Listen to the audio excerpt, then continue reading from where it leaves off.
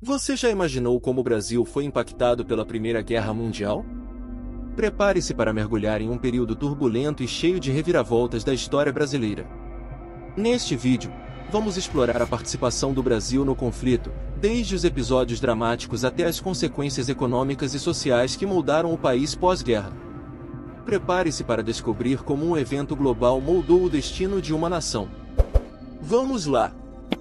Fase inicial. Em 4 de agosto de 1914, o Brasil anunciou sua neutralidade no início da Primeira Guerra Mundial.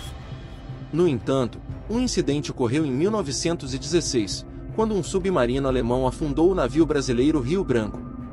Embora isso tenha gerado comoção nacional, descobriu-se mais tarde que o navio havia sido vendido para a Noruega e estava sob bandeira brasileira de forma indevida.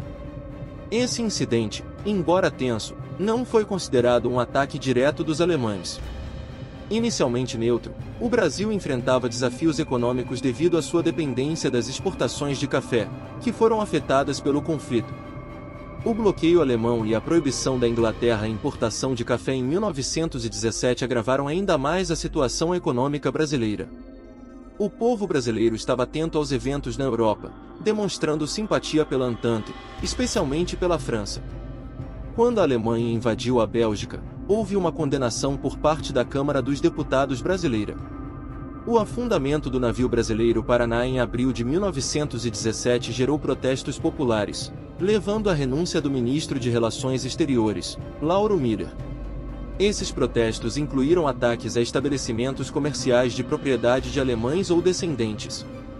Em outubro de 1917, o Brasil rompeu relações diplomáticas com a Alemanha e declarou guerra à Aliança Germânica, em grande parte devido à pressão popular e aos ataques contra navios brasileiros por submarinos alemães. O Brasil começou a apoiar os aliados abrindo seus portos a unidades aliadas e patrulhando o Atlântico Sul. A divisão naval em operações de guerra brasileira se juntou à esquadra britânica e participou de esforços navais em águas internacionais. Em 1918, um estudo coordenado por João Pandiaca Lógeras recomendou o envio de uma força expedicionária brasileira para lutar na guerra, mas esse plano não foi adiante devido a várias razões, incluindo a falta de infraestrutura industrial militar no Brasil e a oposição interna à guerra. A participação militar do Brasil na guerra se limitou ao envio de sargentos e oficiais para se inteirarem das modernas técnicas de combate empregadas no fronte ocidental, além de uma missão médica que prestou apoio à população francesa durante a epidemia de gripe espanhola. A Primeira Guerra Mundial teve repercussões no exército brasileiro, que aproveitou a desculpa da guerra para corrigir falhas estruturais e aumentar seu tamanho. O debate doutrinário entre oficiais inspirados nos exércitos alemão e francês influenciou a decisão brasileira de contratar uma missão militar francesa após o conflito. Participação da Marinha. Durante a Primeira Guerra Mundial, a Marinha brasileira teve uma contribuição modesta, porém significativa. Uma força-tarefa chamada Divisão Naval em Operações de Guerra, DOG, foi organizada para permitir que a Marinha brasileira participasse efetivamente do conflito. Essa divisão foi formada a partir de unidades retiradas das divisões que compunham a esquadra brasileira e incluía os cruzadores Rio Grande do Sul e Bahia, os contratorpedeiros Piauí, Rio Grande do Norte, Paraíba e Santa Catarina, além do tender Belmonte e o rebocador Laurindo Pita. A DOG inicialmente recebeu a missão de patrulhar uma área na costa noroeste africana, entre Dakar, o arquipélago de São Vicente, Cabo Verde e Gibraltar, sob comando britânico. O contra-almirante Pedro Max Fernando Fronte foi designado para comandá-la. A divisão partiu do Rio de Janeiro em 1º de agosto de 1918. Em 25 de agosto daquele ano, durante a travessia de Freetown para Dakar, a divisão foi alvo de um ataque de submarino alemão, mas felizmente não houve vítimas nem danos aos navios brasileiros.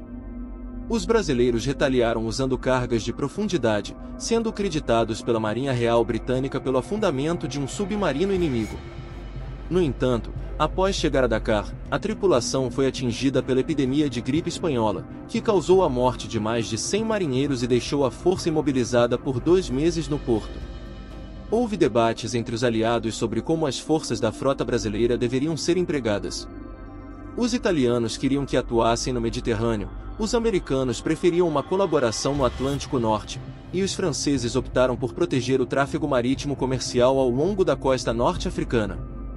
Devido a essa hesitação e atrasos operacionais ao longo de 1918, juntamente com a epidemia, a frota brasileira só foi designada para o Mediterrâneo no início de novembro de 1918, pouco antes do armistício com a Alemanha encerrar a guerra. A Batalha das Toninhas foi um evento desastroso para a Marinha do Brasil durante a Primeira Guerra Mundial.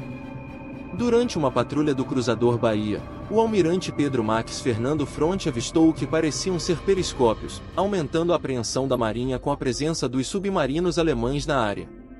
Em resposta ao avistamento, o cruzador Bahia atacou os supostos periscópios. No entanto, após o ataque, foi descoberto que não se tratava de periscópios, e sim de um cardume de toninhas. O navio brasileiro não sofreu danos estruturais, mas várias toninhas foram mortas devido ao barulho e ao impacto dos projéteis do cruzador brasileiro. O incidente foi um trágico equívoco, destacando os desafios enfrentados pela Marinha Brasileira durante a guerra. A história da Batalha das Toninhas serve como um lembrete dos perigos da guerra e da importância de distinguir adequadamente entre alvos antes de tomar medidas drásticas. Pós-guerra. Em 11 de novembro de 1918, o tão aguardado armistício foi assinado, marcando o fim da Primeira Guerra Mundial, que devastou muitos países europeus. O Brasil, apesar de sua modesta contribuição, conseguiu um lugar na Conferência de Paz de Paris, que resultou no Tratado de Versalhes. Isso permitiu ao Brasil reivindicar uma compensação pelos prejuízos causados pela guerra, incluindo o pagamento com juros pelas sacas de café perdidas com os navios naufragados e a aquisição de 70 navios dos impérios centrais, principalmente alemães, que foram apreendidos em águas brasileiras durante o conflito e incorporados à frota brasileira a preços simbólicos.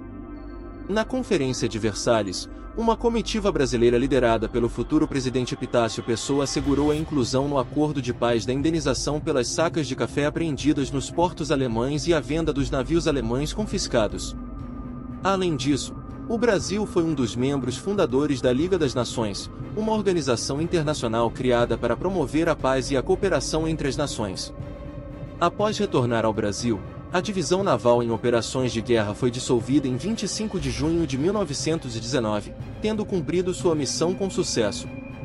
Do ponto de vista econômico, apesar da queda inicial nas exportações devido à guerra, o Brasil começou a se beneficiar das oportunidades comerciais decorrentes do conflito. A demanda internacional por alimentos e matérias-primas aumentou, levando o Brasil a diversificar sua economia predominantemente agrícola. Isso resultou em um boom industrial sem precedentes na história do país, com o número de fábricas quadruplicando durante os anos da guerra e o número de trabalhadores dobrando. A imigração também desempenhou um papel importante, com um grande número de europeus fugindo da fome e da guerra para se estabelecer no Brasil. Essa transformação econômica ajudou a fortalecer a indústria nacional, reduzir a dependência de importações e alterar a face socioeconômica do país. E assim chegamos ao fim desse mergulho fascinante na história do Brasil durante a Primeira Guerra Mundial. Se você gostou do vídeo e quer ver mais conteúdos como esse, não se esqueça de deixar o seu like, se inscrever no canal e ativar o sininho para receber notificações de novos vídeos. Compartilhe suas opiniões nos comentários abaixo. Obrigado por assistir e até o próximo vídeo.